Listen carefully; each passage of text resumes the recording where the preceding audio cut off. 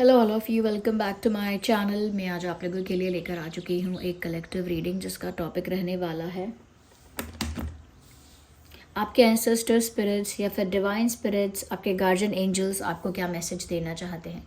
तो जो divine spirits हैं, दैवीय शक्तियाँ हैं, वो आपको क्या मैसेज देना चाहती हैं, किस चीज़ के लिए आपको गाइड करना चाहती हैं, कौन सा ऐसा मैसेज है, कौन सी ऐसी बात है जो वो आप तक पहुँचाना चाहती हैं।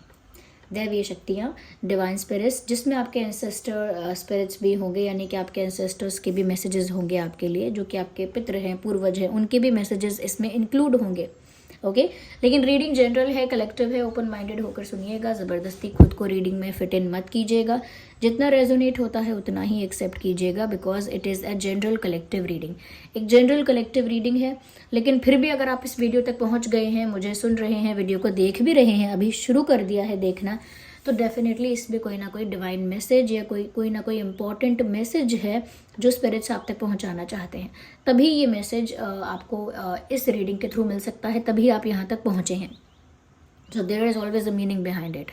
ओके, एंड ये रीडिंग टाइमलेस है, तो कितने भी समय बाद आप इस वीडियो को क्यों ना देख रहे हो, ये रीडिंग आपके साथ रेजोनेट कर सकती है। So let's not waste time और रीडिंग स्टार्ट करते हैं। देखते हैं आपके लिए क्या गाइडेंस है, क्या मैसेजेस हैं स्पिरिट्स की तरफ से। थोड़ा पॉजिटिव रहिए, थोड़ा पेशेंस रखिए, थोड़ा माइंड को भी रिलैक्स रखिए और फ्री माइंडेड होकर देखिए इस वीडियो को। Okay okay, so okay, we need one card and here we have one card. सबसे पहला कार्ड हमारे पास एयर गार्जियन का आ चुका है, जहाँ पर आपके लिए मैसेज है शिफ्ट योर परसेप्शन।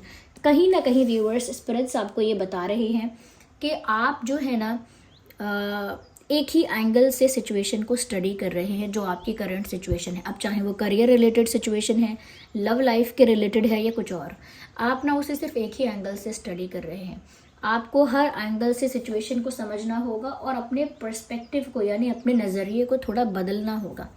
जिस नज़रिए से आप सारी परिस्थिति को देख रहे हैं, जांच रहे हैं, समझ रहे हैं, वो नज़रिया हो सकता है कि अभी ठीक नहीं है। ओके, जैसे कभी हम किसी को समझाते हैं तो कहते हैं नज़रिया बदलो अपना, इस चीज़ में अच्छाई देखो, तुम्हारा अच्छा हो रहा है इसमें। ओके, सोचो अगर आप ये कर लेते तो कैसा होता, अच्छा ही हुआ, नहीं हुआ। आप ये क्यों सोच रहे हो कि ये काम नहीं हुआ तो बुरा है, मेरा लक नहीं है मेरे साथ, ये किस्मत खराब है। हो सकता है कि आपको किसी लॉस से बचा रहे हैं, किसी तकलीफ से बचाने के लिए आपका ये काम नहीं हो पाया कि आगे जाकर आपको लॉस होता है, इसीलिए आपका ये काम नहीं हुआ है। तो अच्छा सोचो, अपना पर्सपेक्टिव चेंज करो।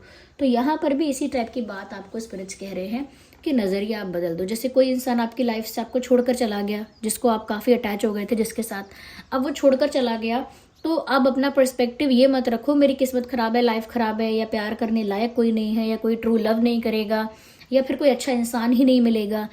पर्सपेक्टिव ऐसा रखो कि अच्छा हुआ कि ये इंसान चला गया, क्योंकि अगर ये जो इंसान है नहीं जाता तो शायद लाइफ में आगे कुछ प्रॉब्लम होती, लाइफ में आगे कोई इशू हो जाता अगर ये इंसान नहीं जाता। अच्छा है ये इंसान चला गया, इसका भी कोई रीज़न होगा, इसमें भी कोई अच्छी बात होगी, कहीं ना कहीं मेरी लाइफ के लिए एक आगे कुछ नया प्लान होगा डिवाइन का, आगे कोई नई चीज़, कोई नया सरप्राइज़ मेरा इंतज़ार कर रहा होगा, इसीलिए ये इंसान को जाना पड़ा। तो पॉजिटिव पर्सपेक्टिव रखिए, अपने पर्सपेक्टिव को थोड़ा चेंज करिए। ओके, और ऐसा फेथ रखिए कि जो हो रहा है आपके अगेंस्ट नहीं हो रहा है। आप एक बात सोचिए कि जो भी होगा वो आपके अगेंस्ट नहीं होगा। और इसमें जब हमें लॉस होता है, धोखे होते हैं, हमारी लाइफ से लोग चले जाते हैं, या इमोशनली हम बहुत हर्ट होते हैं, फाइनेंशियली हम बहुत स्ट्रगल करते हैं, ये सारी चीज़ें व्यूअर्स कर्मा के अकॉर्डिंग होती हैं। और ये होती ही हमारे साथ इसीलिए हैं कि जल्दी से जल्दी हम अपना कर्मिक अकाउंट सेटल करें और फिर वो चीज़ें हमारे साथ ना हो। तो इसीलिए जो हो रही हैं वो अच्छा ही है कि वो हो रही हैं, क्योंकि अगर वो नहीं होती तो आपका कर्मा मल्टीप्लाई होते होते कितना बड़ा हो जाता, कितना बड़ा। आप सपोज ऐसा मानिए कि आपने 10 साल बुरे कर्म कर दिए। मैं ये नहीं कह रही सिर्फ बुरे कर्म किए, अच्छे बुरे दोनों किए, लेकिन जो 10 साल आपने बुरे कर्म किए हैं, अगर उन 10 सालों में या अगले 15 सालों में या 20 सालों में भी आपको उसका परिणाम ना दिया जाए, वो कार्मिक अकाउंट सेटल ना किया जाए, तो फिर क्या होगा कि जब आप अगला जन्म ले लेंगे ना, नेक्स्ट जन्म लेंगे जब, या अगला कह सकते हैं कि नेक्स्ट लाइफ में जब आप जाएंगे, अगले जन्म को जब आप लेंगे, तब व्यूअर्स आपके पास इतना बड़ा कार्मिक अकाउंट होगा, इतना बड़ा उसका कह सकते हैं कि बर्डन होगा, इतना बड़ा बैगेज होगा उस कार्मिक अकाउंट का जो आपको सेटल करना बाकी है। फिर जिस घर में जन्म लेंगे वहां पर दुख ही दुख, गरीबी ही गरीबी, तकलीफें ही तकलीफें, बचपन से स्ट्रगल, बचपन से ट्रॉमा, लव लाइफ भी बिल्कुल बेकार, और कहीं ना कहीं फ्रेंड्स भी एकदम धोखा देने वाले, सोसाइटी भी बुली करने वाली, ऐसे सिचुएशन में जन्म ले लेंगे आप। ऐसे घर में, ऐसे माहौल में, ऐसी परिस्थितियों में जन्म हो जाएगा। क्यों? क्योंकि पास्ट लाइफ में जो हो रहा था पहले, वहां पर आप सब कुछ गलत भी कर रहे थे, अच्छा भी कर रहे थे, लेकिन जो गलत हो रहा था उसका सेटल ही नहीं हुआ कहीं भी कर्मा, और सेटल नहीं हुआ तो आगे आने वाली लाइफ आपकी और भी मिजरेबल हो गई। तो इसीलिए सेटल होता रहे, ये गुड न्यूज है। ये बुरी बात नहीं है कि हमारी लाइफ में कोई कष्ट आ गया, वो तो सेटल हो रहा है। अगर वो सेटल नहीं होता तो कल को मल्टीप्लाई होकर और बढ़ जाता। ये कर्जे जैसा है, अगर आप उसे चुका रहे हैं तो वो चुकता चला जा रहा है। द मोमेंट आप उसे चुकाना बंद कर देंगे, सोचेंगे अब मैं 2 साल के लिए कहीं छुप जाऊं, 3 साल के लिए गायब हो जाऊं, आप कुछ भी कर लीजिए, जब आप 5 साल बाद, 10 साल बाद देखेंगे कि अब आपको अपनी लाइफ में कुछ करना है, तब वो कर्जा बढ़ चुका होगा, इंटरेस्ट के साथ मल्टीप्लाई होकर वो काफी ज्यादा अमाउंट बन चुका होगा। तब आप सोचेंगे अरे ऐसे, इससे अच्छा तो मैं वो धीरे धीरे इंस्टॉलमेंट्स देकर, ईएमआईज देकर चुका रहा था, ये क्या हो गया, ये तो इतना बड़ा अमाउंट बन गया, ये इतना अमाउंट तो अभी है भी नहीं, इसको चुकाने का तो कॉन्फिडेंस भी नहीं आ रहा, यानी कि हिम्मत ही नहीं हो रही इस अकाउंट को, इस अमाउंट को डील करने की।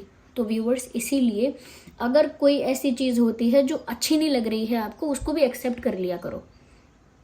अब आपने देखा है लोग जो है बुरी कंडीशन में, बुरी माहौल में, तकलीफों में बच्चे हैं जन्म ले रहे हैं, जहां फैमिली उनको फैसिलिटी प्रोवाइड नहीं कर पा रही है, फूड भी प्रोवाइड नहीं कर पा रही है, एजुकेशन प्रोवाइड नहीं कर पा रही है, बेसिक हेल्थ फैसिलिटी प्रोवाइड नहीं हो पा रही है उनको।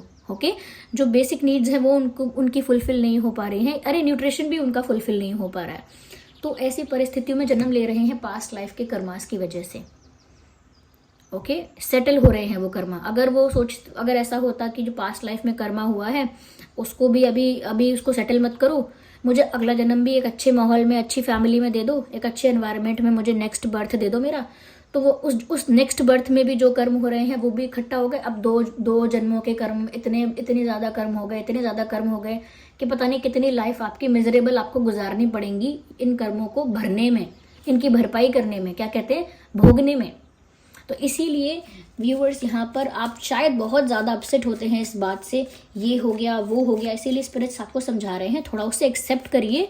और एक्सेप्ट कैसे कर पाएंगे, अपने नज़रिए को बदल दीजिए, नज़रिया ऐसा कर लीजिए कि अच्छा ही है कि हो गया ऐसा। ओके, यहाँ पर ये है unleash the wild with in. कहीं ना कहीं व्यूअर्स देखिए, आपके अंदर वो जोश है, वो पैशन है, आपके अंदर वो स्ट्रेंथ, वो करेज, वो कॉन्फिडेंस भी है जिसकी आपको ज़रूरत है लाइफ में। लेकिन क्या है ना कि आपने उसे अब तक अवेल नहीं किया है। जैसे फ़ोन में कोई सर्विस है, कोई ऐप है, अब जब तक उस ऐप को लॉगिन नहीं किया है, उसके सर्विसेज को, उसको यूज़ ही नहीं किया है, तो नहीं किया है। ओके, नहीं किया है यूज़, उसके बिना काम चला रहे हैं। अब लाइफ में एक टाइम ऐसा आया कि आपको ज़रूरत है उस ऐप की।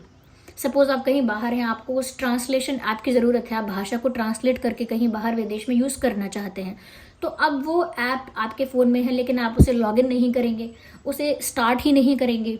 तो व्यूअर्स, क्या होगा कि अब जब आपको ज़रूरत है आप उसका यूज़ नहीं कर रहे, तो ये एक स्टुपिडिटी हो जाएगी, मूर्खता हो जाएगी कि रिसोर्सेज की अवेलेबिलिटी होने के बाद भी आप उन्हें अवेल नहीं कर रहे हैं, आप उनको एक्सेस नहीं कर रहे हैं, यानी उनको इस्तेमाल नहीं कर रहे हैं, तो वो स्टुपिडिटी है।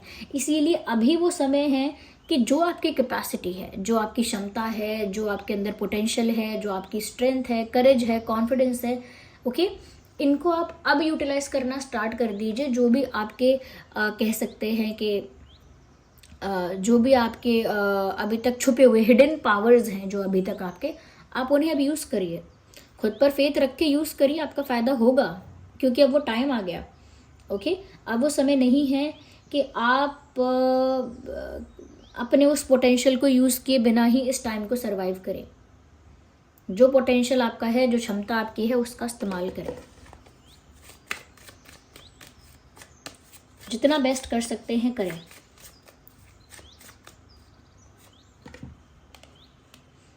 Trust your challenge in changing times. देखिए, समय तो बदल रहा है, ओके, समय बदल रहा है आपका, और सिर्फ इंडिविजुअल लेवल पर आपका ही नहीं, मैं बोलूँगी वर्ल्ड लेवल पर टाइम चेंज हो रहा है।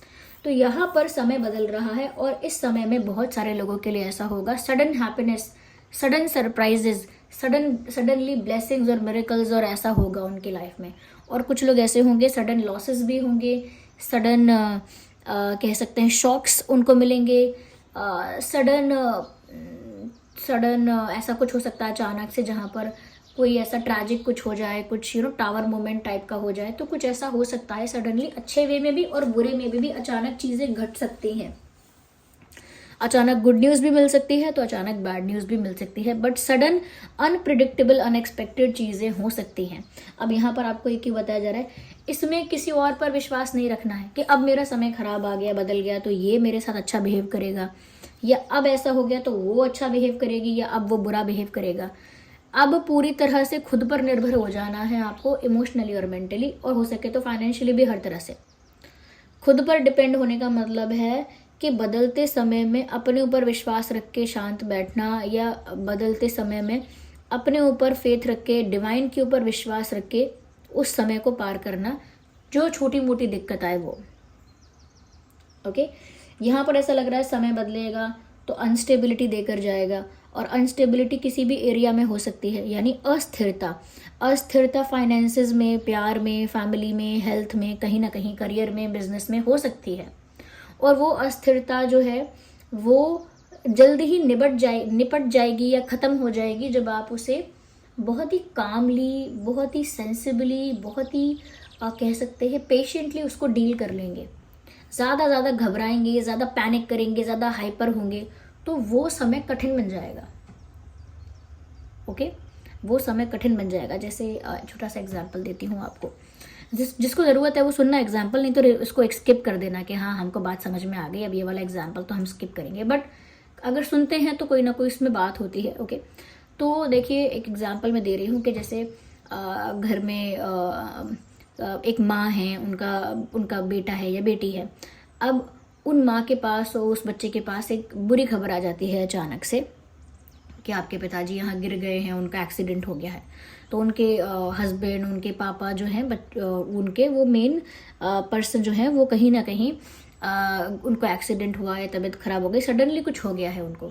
तो जैसे ही वो न्यूज़ घर पे आएगी, और घर पे माँ है और बच्चा है, ओके, बच्चा भी ऐसा नहीं, बच्चा सपोज टीनेजर है, 15 साल का है बच्चा, लेकिन जैसे ही वो न्यूज़ घर पे आएगी, अब वो जैसे ही न्यूज़ घर पे आती है तो वो क्या है, एक अनस्टेबल, अस्थिर समय है जहाँ पर चीज़ें बिखर गई, अनस्टेबल सी हो गई। अचानक सोचा नहीं था ऐसा हो जाएगा, अचानक ये क्या हो गया, अचानक बैड न्यूज़ आ गई, तो अनस्टेबिलिटी आ गई, अस्थिरता आ गई अपने पारिवारिक जीवन में। तो जैसे ही वो अस्थिरता आई तो अब काम ये है कि आपको पेशेंटली, कामली, ज़्यादा कामली नहीं हो सकता, ऑफकोर्स एक बैड न्यूज़ है तो ज़्यादा शांतिपूर्ण तरीके से भी नहीं, लेकिन थोड़ा सेंसिबली उस चीज़ को आपको वहाँ पर हैंडल करना है। ओके, बहुत आराम से उसे टैकल करना है, क्योंकि टैकल तो करना है सिचुएशन को, तो आराम से टैकल करना है और आगे का प्रोसेस करना है। जैसे कि किसी ने फ़ोन पे बताया, समाचार फ़ोन पे आया, तो अगर माँ और बेटा सेंसिबली बिहेव करेंगे कि ठीक है काम करते हैं, अब फटाफट आप कपड़े पहनिए, आप पैसे उठाइए, ये करिए, मोबाइल लीजिए, ये लीजिए, आप फटाफट पहुँचिए, वहाँ जाइए, सिचुएशन को हैंडल करिए, ये बेटे को बोल सकती है माँ या जो भी है, और बेटा माँ को बोल सकता है कि ठीक है तब तक आप बैठो, तब तक आप एक काम करो, ये करना, वहाँ से इनका साथ आना, या कुछ उनको प्लान बता सकता है कि ऐसे करके आप पहुँचो, मैं वहाँ पहुँचता हूँ, घबराओ मत, everything has a solution. Okay, panic मत करो, आप फटाफट पहुँचो, क्या नहीं हो सकता, सब ठीक हो सकता है, समझा के जा सकते हैं। या माँ बच्चा अगर पैनिक करे तो माँ बच्चे को बोल सकती है कि इतनी बड़ी बात नहीं है बेटा, ऐसा तो होता है, ये सब ठीक हो जाएगा, और सिचुएशन को टैकल करती है जाके। लेकिन अगर इसी का उल्टा जो हम जनरली देखते हैं, ऐसा हो जैसे बैड न्यूज़ आए, माँ को एकदम घबराहट हो जाए, एकदम एंजाइटी अटैक पड़ जाए और वो चक्कर आने लगे उसको, या एकदम फेंट हो जाए, बेहोश होके गिर जाए, या फिर एकदम जो जैसे आपने देखा होगा लोग हल्ला मचाते, शोर मचाते, क्या हो गया, ऐसे करने लगे, पैनिक करने लगे, हाइपर करने लगे, उनके बच्चे को भी समझ में नहीं आएगा मैं क्या करूं। वो सोचेगा वहाँ उनका एक्सीडेंट हुआ है, यहाँ मेरे ये ऐसे कर रही हैं मेरी माँ, मैं क्या करूं, मेरी समझ में नहीं आ रहा, मेरे हाथ पैर फूल रहे हैं, मेरे लिए सिचुएशन टफ हो गया, वो भी घबरा जाएगा। कोई भी सेंसिबली एक्ट नहीं कर पाएगा वहाँ पर। फिर 4 पड़ोसी बोलेंगे कि कोई बात नहीं, आप घबराओ मत, जाओ तो सही, पहले करो तो, तभी तो ठीक होगा कुछ, तभी तो जाके पता तो करो, ज़्यादा लगे क्या पता, नहीं लगी हो ज़्यादा, आप शांत तो रहो। 4 लोग समझाते हैं। बट ये हमको खुद भी इतना टैकल करना आना चाहिए। ये तो एक्सीडेंट की बात हो गई। छोटे लेवल पर भी अगर कोई बैड न्यूज़ आपको लगती है कि बैड है, ओके, तो उसको ऐसे ही सेंसिबली टैकल करो, संभाल के उसको हैंडल करो। ओके, जैसे किसी का फ़ोन टूट जाए तो इंसान चीखता, अरे क्या किया तूने, मेरा फ़ोन गिरा दिया, मेरा फ़ोन गिरा दिया। तो वहाँ पर वो नॉर्मली भी बिहेव कर सकता है कि अब ये गिर गया, अब क्या करना है, ये ठीक होगा, आप करा पाओगे ठीक इसको, नहीं तो क्या करना है। एकदम से पैनिक करने का कोई फ़ायदा नहीं है। तो आपके लिए स्पेशली ये बात है कि अगर आप एकदम से पैनिक कर रहे हैं, उसका कोई फ़ायदा नहीं होगा। पैनिक सिचुएशंस और हाइपर होने की सिचुएशंस आपको और ज़्यादा परेशान कर देंगी, क्योंकि समय तो अस्थिर आ जाएगा। अस्थिर समय में अगर आप इमोशनली और एनर्जेटिकली आप भी अस्थिर हो जाएंगे तो कोई तालमेल नहीं है। इसीलिए ये जो आपके एंसेस्टर स्पिरिट्स हैं, आपके पितृ हैं, आपके पूर्वज हैं, ये आपको यही बता रहे हैं कि थोड़ा सा सिचुएशन को संभाला करो। ज़रूरी नहीं है कि आगे जाके बुरा हो रहा है आपके लिए, क्या पता वहाँ जाकर पता लगे इतना कोई एक्सीडेंट था नहीं, हल्का सा बस स्क्रैच है, हल्का सा ये है, हल्का सा वो है। इंसान फिर वहाँ पे बोले, अरे घर पे तो मुझे चक्कर आ गए थे, क्या फ़ायदा हुआ है ये सब करने का, आपने पैनिक किया बच्चे के लिए भी, सबके लिए। थोड़ा सा आपको मेच्योरली एक्ट करना होता है, वो आपको मेच्योरली एक्ट करना होगा और बहुत कामली एक्ट करना होगा।